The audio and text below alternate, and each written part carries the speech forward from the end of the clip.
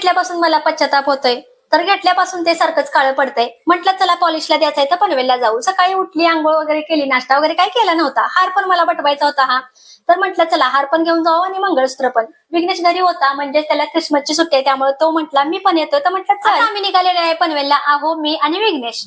तर चला सकाळची वेळ होती, म्हटलं चला छान सकाळ सकाळी ना ऊन लागत होतं, थंडी पण वाजत होती.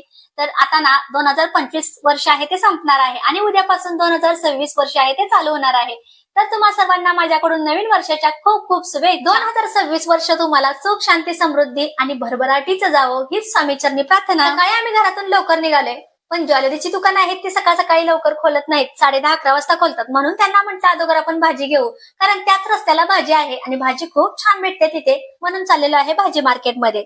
तर इथं बघू शकता पनवेलचा डेपो आहे. तुम्हाला दाखवला पनवेलचा डेपो. आता चाललेला आहे भाजी मार्केटच्या इकडे. तर चला भाजी मार्केट सुद्धा तुम्हाला दाखवते की कसं आहे. भाजी मार्केटला सुरुवात होते. गाडी पार्किंगला लावली, अहो काय आले नव्हते, विघ्नेश आणि मीच गेलेलो आहे भाजी मार्केटमध्ये. तर चला आतमध्ये तुम्हाला दाखवते भाजी मार्केट कसं आहे. पहिल्यांदा आल्यानंतर हरभरा घेतला 2 जुड्या आणि त्यानंतर आतमधल्या मार्केटमध्ये आलेलो आहे.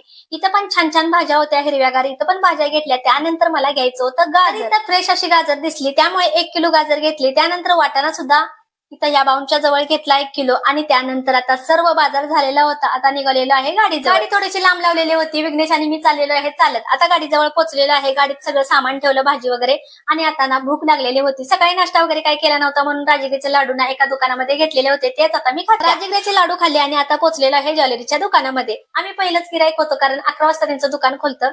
तर त्या ताईंना म्हटलं की 1 वर्षाच्या आत माझं मंगळसूत्र कसं काळं पडायला लागले. तर त्या ताई बोललेत की तुम्ही बॉक्समध्ये ठेवलेल का, तर म्हटलं हो.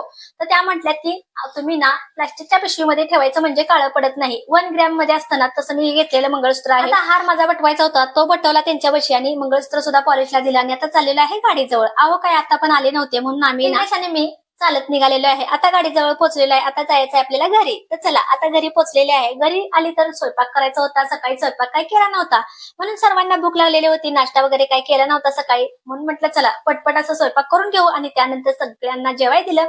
मी पण जेवून घेतलं आणि भांडी वगैरे घासायची होती. चला व्हिडिओ पण मी इथं संपवते. व्हिडिओ तुम्हाला कसा वाटला नक्की कमेंट बॉक्स मध्ये सांगा. व्हिडिओ आवडला तर लाईक आणि सबस्क्राईब करायला विसरू नका. सर्वांना बाय.